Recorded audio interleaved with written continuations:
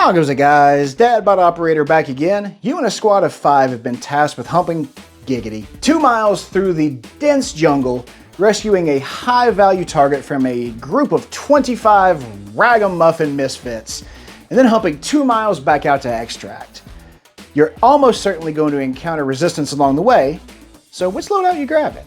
Today's contestants, Loadout 1, the FN 509 mid-sized MRD, and the SCAR 17S.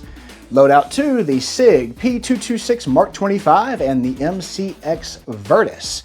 I'm going to do a quick top-to-bottom breakdown of each of these 2 loadouts, and at the end, in the comments below, put your choice for which loadout you would grab if you almost certainly were going to encounter King Kong along this journey. I mean, you're in a jungle. That's where the man lives, so prepare accordingly is all I'm saying. You got 5 mags of pistol and 5 mags of rifle ammo as well. Let's do it. If you encounter King Kong, I'm not really sure that any of this matters anyway. But, you know, in the off chance you had a chance. Let's take a look at the FN 509 mid-sized MRD, chambered in 9mm, because that would work on him. 4-inch barrel on this, polymer framed, striker fired, some nice included blacked out suppressor height sights, and 2 features on this to me really stand out. The first, their dot mounting system. They provide you with 10 different little mini plates that attach directly to the slide here. And then that gives you the ability to attach most dots by means of the small plate and then mounting it, the remainder of it to the back, giving you a flush fit to the slide without the addition of an extra plate. To me, very ingenious design there, and it's held really well. Strangely enough, it hasn't had any issues with coming loose or anything. The other, fully ambi controls. So on both sides there, slide, slide, slippity slide. Fully ambi slide controls, fully ambi mag controls too. Nice Picatinny rail up top. Fit and finish on this is phenomenal. The only thing that was kind of hot garbage was the trigger, which I replaced with an Apex trigger, and that sucker is nice. Showing you guys clear here because I know you care about my well-being, so thank you. About 2mm of take-up, call it a millimeter and a half, 2 millimeters. Just clean, crisp break, like solid wall, you know exactly where it is. And then about 1.5 millimeters on that for reset. 17 round capacity on this magazine. It came with 2 15-rounders, but I kind of upgraded it because I like the look. Looks a little unique. My EDC, by the way, too. Great gun. Let's check out its rifle.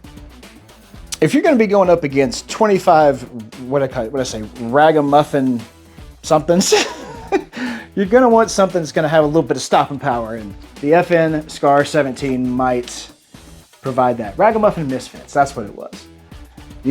Those damn misfits, man, you got to watch them. 16.25-inch cold hammer forged chrome lined barrel with a 1-to-12 twist.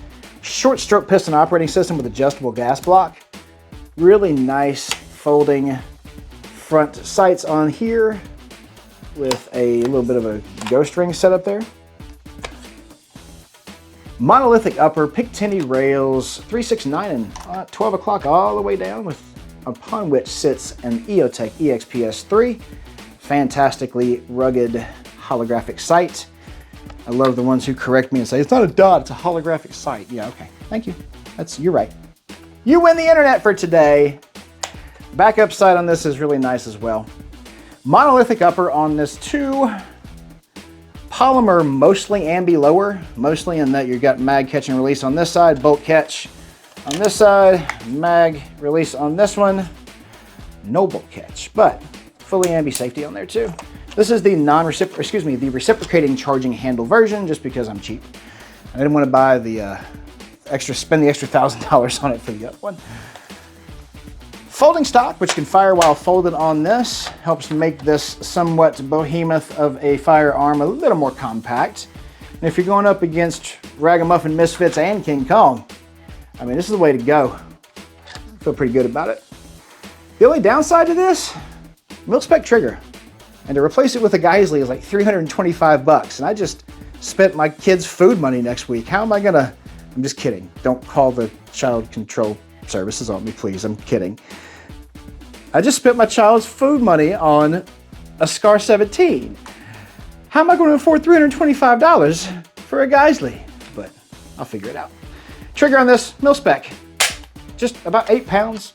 I mean, you know, for over 3 grand, you would think that it would come with a little bit nicer trigger, but I mean, I guess FN hates us as much as HK does. If it's a lettered gun company, they hate you, just so you know. All in all, that FN Scar is probably what I would pick in this scenario, just because, I mean, it's a Scar. And if King Kong's out there, you're screwed either way, but at least you make a couple big or small holes in it. Let's check out SIGs.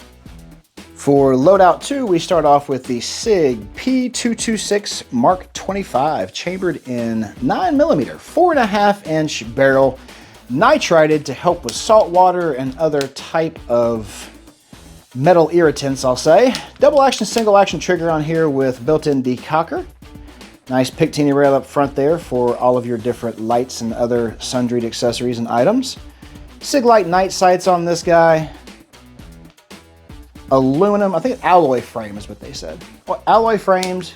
The grip is a little bit more of the older style grip than the new ones. I held a new one the other day, and they've got a little bit more of that sandpaper grip on them, and it feels a lot better. Like, I want to keep the look of this the same, but I also like the functionality and feel of those new grips.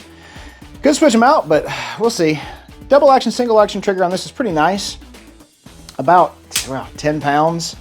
On the double action. Single action is about, got a little bit of take up there, of course, but about 3 pounds, not much at all.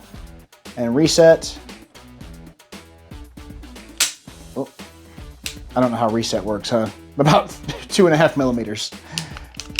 All in all, if the SEALs carried it for years, I'd carry it too. Let's check out the rifle. If the US Army wants it, it must be good, right? I mean, right? The SIG MCX Virtus, chambered in 5.56.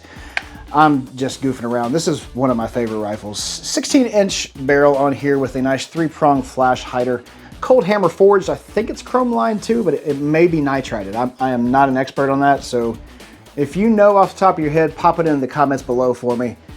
15-inch robust M-LOK handguard with attachment points at 369 all the way down the barrel and a Picatinny rail up top. Got some Magpul backup iron sights on there and an aim point T2 sitting atop its glorious QD mount there as well. QD attachment points along the way here. 7075 T6 aluminum upper and lower. On this, the lower, fully ambi. So completely ambi, right? Nope, I'm wrong. How many rifles have I handled today? Because I thought this one was fully ambi all of a sudden, but this is the same as the Scar. So you've got mag release on this side with a ambi safety, and then you've got bolt catch release on this side, mag release, and your ambi safety there as well. Because of the short stroke piston operating system, you've got a nice folding stock there, and this can fire while folded. SIG grips on here and match light duo 2-stage trigger. So about 1mm of take up, solid crisp wall. Clean crisp break, and then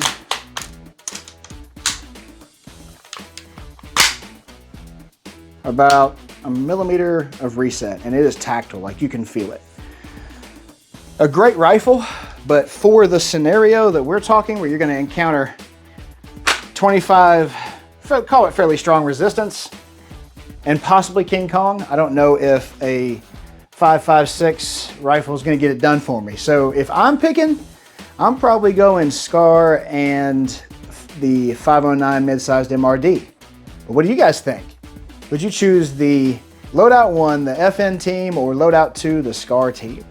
Put your choice in the comments below. Let's get a conversation going. I love chatting with you guys about this stuff.